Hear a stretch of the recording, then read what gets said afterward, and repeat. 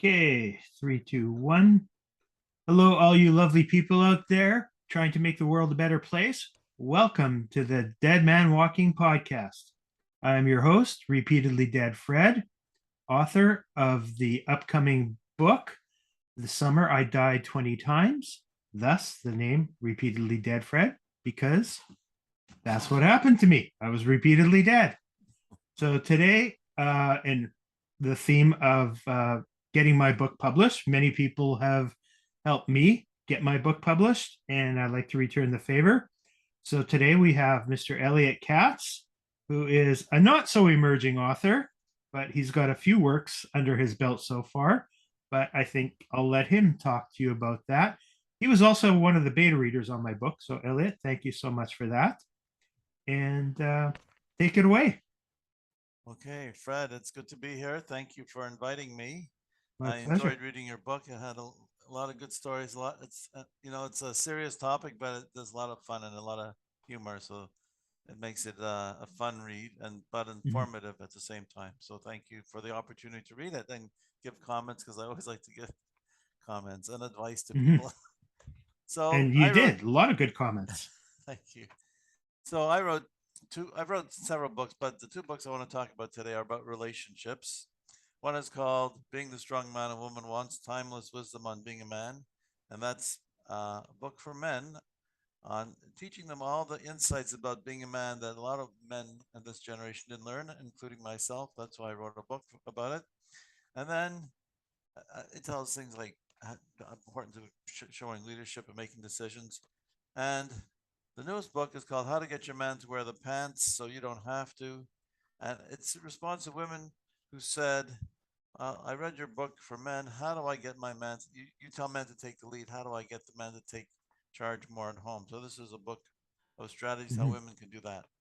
And the first book, Being the Strong Man a Woman Wants, was translated to 24 languages around the world. So let me tell you how I came to write these 24 books. languages. Yeah, 24. Wow. You didn't know that? Yeah, 24. Well, I All know over the most world. people have trouble getting their book translated into, French or Spanish. So 24 is pretty impressive. Yeah. Well, I mean, there's a message there. I think it showed that here I thought I needed to learn these ideas and maybe just my friends, maybe just people in Canada and the United States. But I think it's natural for many men to need to be taught how to be a man, and that's what's really been lost in this generation. So let me just go back and tell you how I led to all this. And it's like a lot of books, it's my own experience, my own journey of learning. I was Mhm. married, then I got divorced. And like a lot of people, at first I blamed the other person. And then I came to the point of asking myself, what do I have to learn from all this? I don't want to go through this again. So I set out on a journey to learn what does it mean to be a man in a relationship with a woman. And I started talking to other men, listening to what they said, and a lot of us are confused. I really didn't learn Mhm. much from my fellow men who are just were just as confused as me. Then I started reading, books on relationships, and I read a mountain of them. They really didn't say anything to me. And then I turned to like the old wisdom, the timeless wisdom that for generations men have written for to provide insights to younger men. And I was blown away because what they talk about coincided with what I heard women complain is lacking in men today. They don't show leadership, they don't make decisions, they don't take responsibility. So men have heard so many messages about being toxic, being controlling, being macho. So a lot of them say, "Well, I don't want to be any of those things. I want to be a good guy. I want to have a good relationship with a woman. So I'm not going to be any of those things. I'll be a great guy, and I'll just let her do. I'll just do whatever she wants. Like I'm not going to impose my decisions on her, or I'm not going to control her.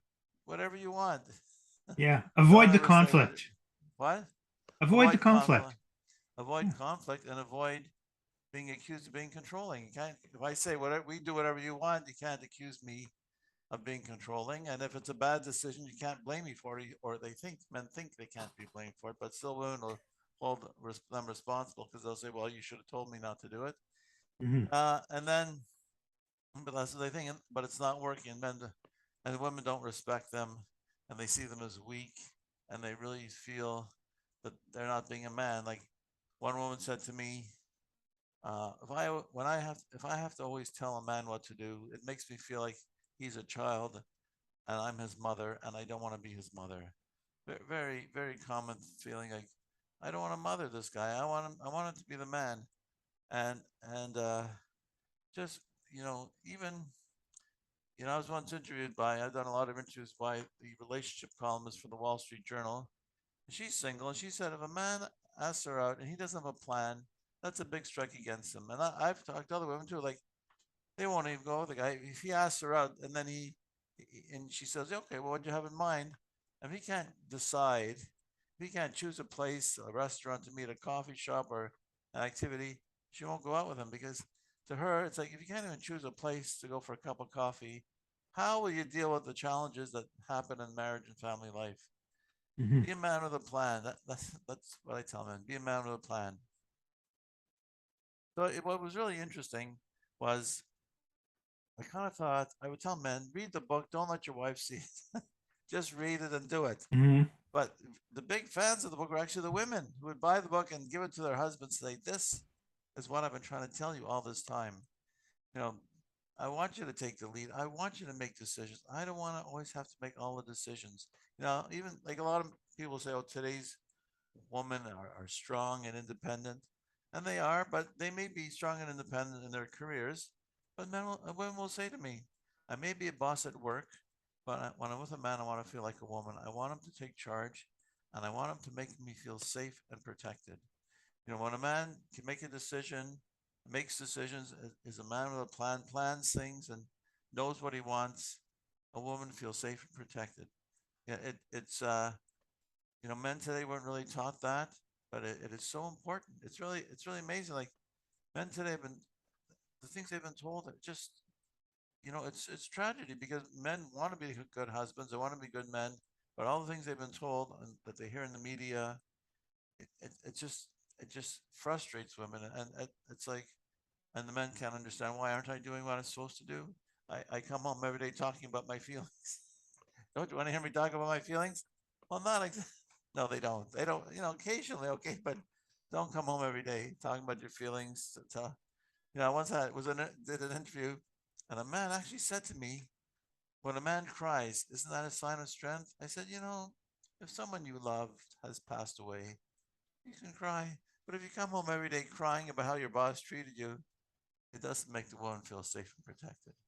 That's a key thing. So, Fred, do you have any questions, or should I continue? Yeah, I mean, I've heard some of the same things that you're talking about, and you know, the gamut runs from any sort of masculinity is toxic to that, and then you talk to women, they say essentially what you said. I want to feel safe and I want to feel protected and I want to enjoy myself. If I want someone to talk about feelings, I can just hang out with the girls.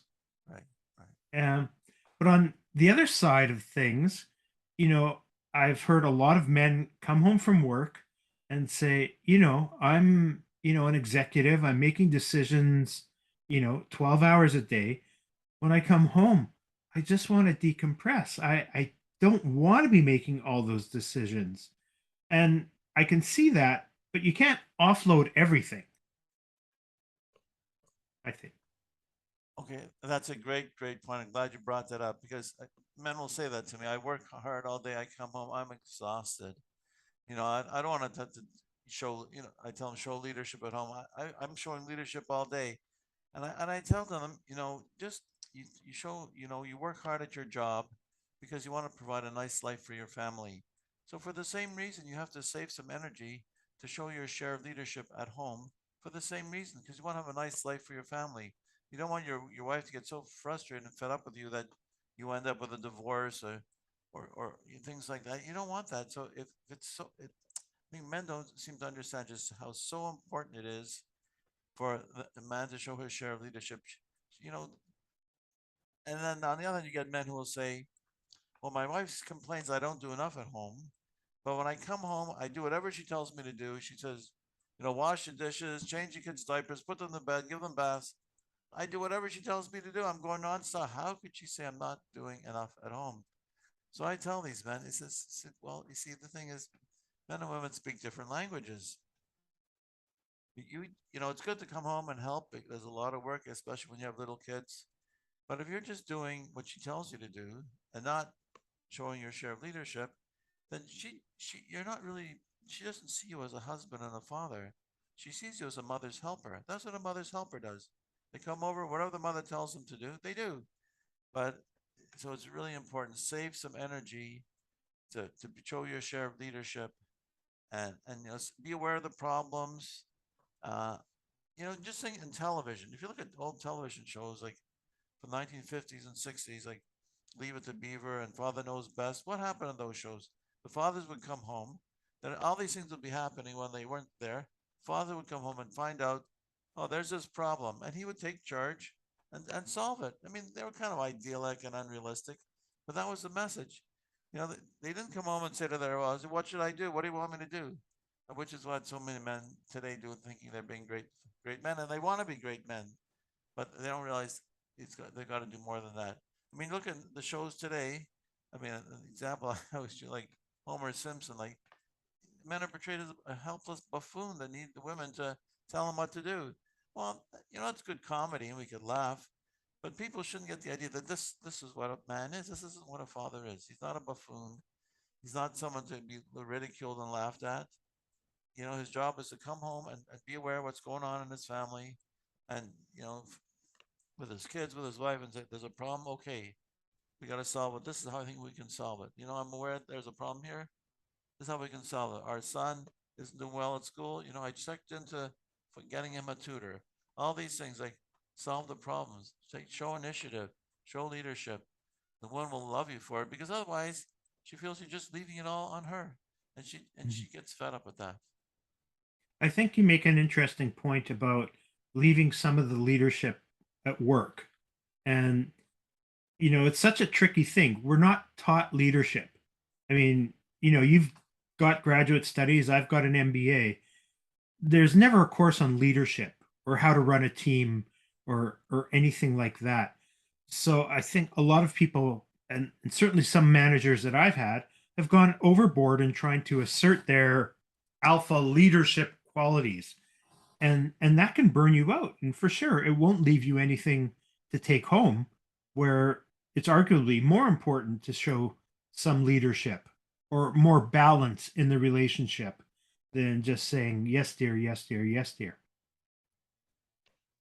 No, you're exactly right. You're exactly right. Uh, it's just on my own journey. One of the books I read was Dr. Benjamin Spock, whose book on parenting was one of the best-selling books of the 20th century. I think it sold 50 million copies. And he says, because in those days, a father wasn't the male mother like so many of them are today, but he wrote, if you want to be a good father to your children and a good husband to your wife, you have to be a leader of and a role model to your children. And when I read that, it's like, oh, oh, I wasn't the leader at all. I mean, in fact, I didn't even know, I wasn't sure how to be a leader. And I Mhm. think there's a lot of resources now to learn what does it mean to be a leader. What does it mean to be a leader? You're means being aware of what's going on. You see a problem, you step forward with a solution. You have a vision of how you're going to solve this problem.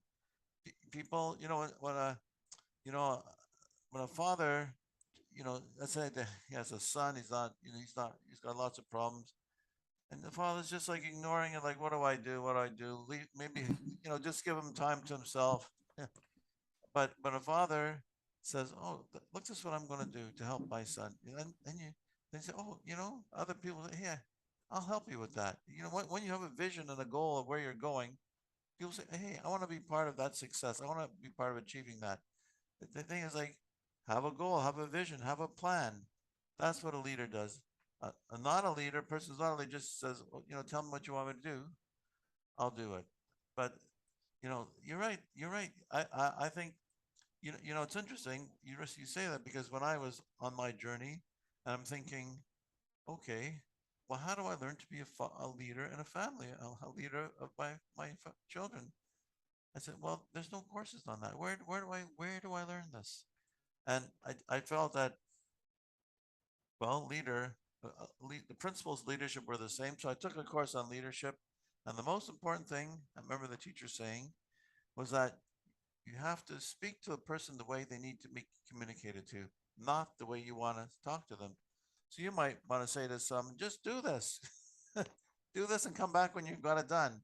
But maybe that's not the way they need to be spoken to. Maybe they need to be encouraged. Maybe they need to say, hey, this is what you need to do. And these are the steps: one, two, three, four, five.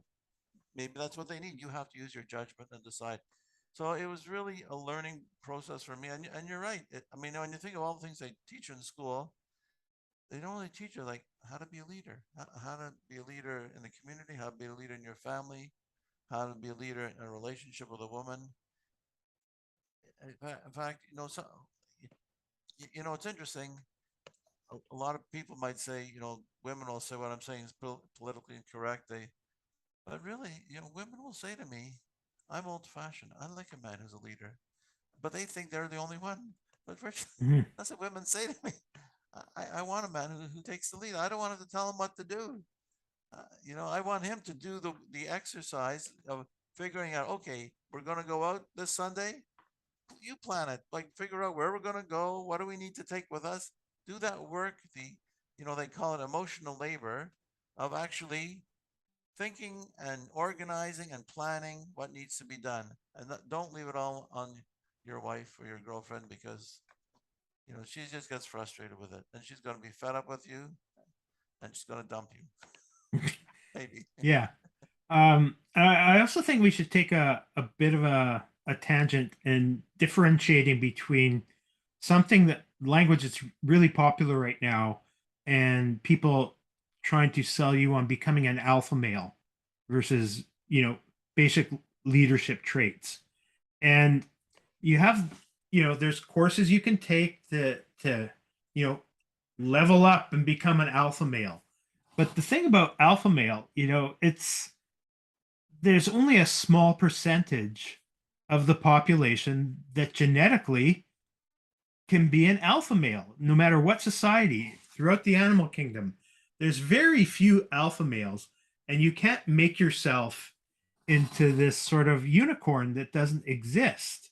You're much better served trying to take some courses on leadership, be it, some Dale Carnegie. I don't know where you took your courses from, but they're common sense. There are the few people who are great natural leaders and they can read people so well that they know, oh, I need to be more direct with this person. Oh, I need to push this person to get more training. I need to, take this route.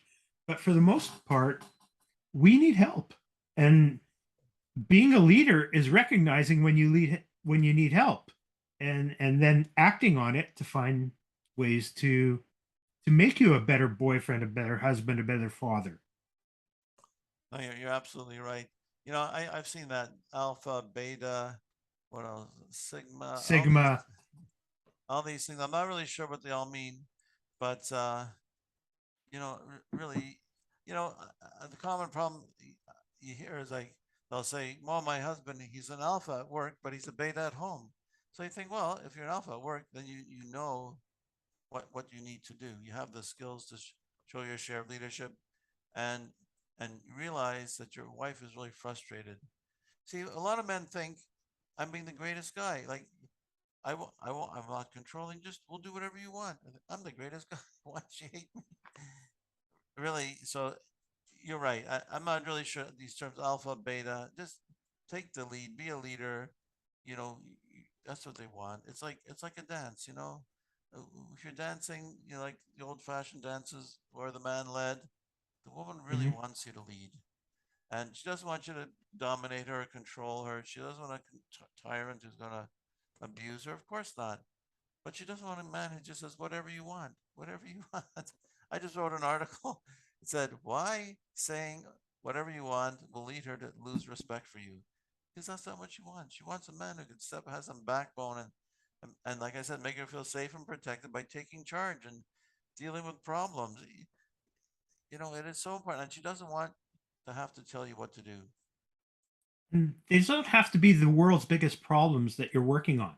Like if you're having company for dinner, it can be as simple as not saying, "Honey, do you want me to set the table?" as changing it a little bit. And, "Honey, which dishes do you want me to use when I'm setting the table?" Right? You know, Or or just which tell her, napkins. or I just I'll set the table. Yeah. I'm going to set the table, and I'll decide which dishes to use. They like it when you make decisions. Really, it's like if you ask a woman out, want to go out to eat? Okay, where would you like to go? Well, she wants you to choose a place. Hey, let's go to this place. She'll tell you if she doesn't want to go. I say, if she has an anaphylactic reaction to the smell of fish and it's a fish restaurant, she'll tell you. Hmm. Otherwise, be a man with a plan. Plan, plan what you want. So let me just go a bit into my other book here, How to Get Your Man to Wear the Pants. So Hmm. in the Why old don't you days, hold the book up? okay, here's the other one. Being the strong man one wants, and here's How to Get Your Man to Wear the Pants. So, it's very interesting, the reaction just to this title. So Hmm. a lot of people say to me they like the title, but other people might not like it. But nobody has said they don't like it, because what does it mean to wear the pants? It means to take the lead, to step forward, to take charge, and to do the things that are expected. A woman expects a man to do, and I discuss with women, like, women will say, they kind of expect the man to know that he's supposed to wear the pants. They're very frustrated that he isn't. And I explained to them, well, he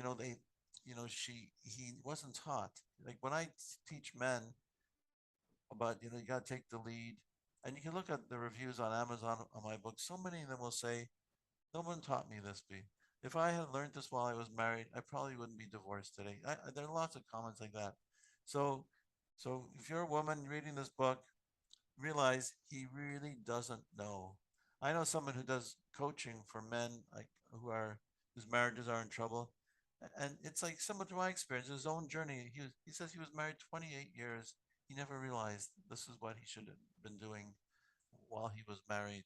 So realize you're frustrated with him. Why doesn't he act this way? Because he never learned, and you have the opportunity to teach him by just talking to him in the way he needs to be spoken to. So, and just say, if he says whatever you want, you decide to say, I like a man who can make a decision. I find a man who can make a decision is manly and very attractive, and it's true. But he doesn't know that. You're frustrated with him for something he doesn't know. It's something like if you have other situations, like, I really want you to make that decision. It- so many times men will think I'm being so nice. Like, one thing, women will say, no, we're going on vacation. He said I should just plan it, and they resent that. And I have to tell you, for myself, well, gee, if he's saying plan the vacation, he's going to pay for it. That's pretty good. But no, no, they really want a man to plan the vacation. So to say to him, no, I really want you to plan the vacation, or to work with me and plan the vacation. Things like that. It's like he doesn't know. Don't get angry at him for something he doesn't know. That's really the message. And don't get divorced when you can just read this book and talk to him in the way that he needs to be spoken to, and he'll become that strong man who makes you feel safe and protected.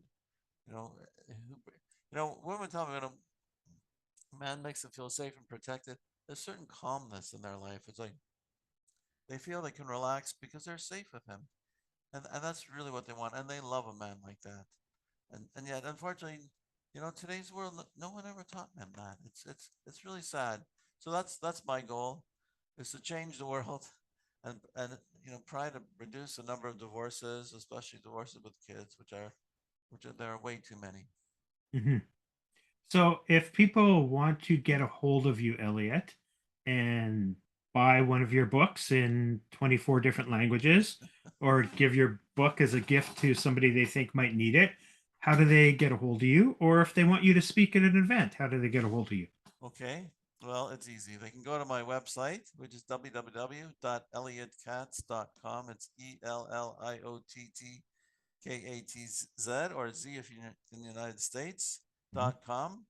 And you can reach me through there. And And both books are available on Amazon as a paperback, as an ebook, as an audio book. The audiobook's very popular. I think people like it. They can, download it and listen to it while they're driving.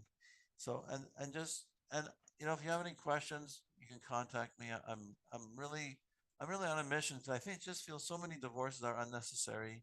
So if you read the book and you have questions, please call me or please email me through my website and call me. We'll talk. And I just want to reiterate that because so many people just see a snippet of a headline or hear, a quote out of context. This isn't about taking over somebody's life. It's not like, teaching a man to be like the bad people in the Handmaid's Tale and completely making, your partner subservient to you or not. It's just about becoming more of a role player that's going to make both of you more happy. Absolutely, absolutely. Yeah, no, that's a good point. It's not about being controlling. The men who read the book are on the other extreme. They have no say in anything that's going on, and they think they're doing the right thing. They're saying yes, dear, whatever you want. You know, my daughters say, "Oh, that fellow, he just keeps saying whatever you want all the time," and like they just dismiss a man like that. And the guy thinks, "Why? I'm such a great guy." It says they have to learn this. Mhm.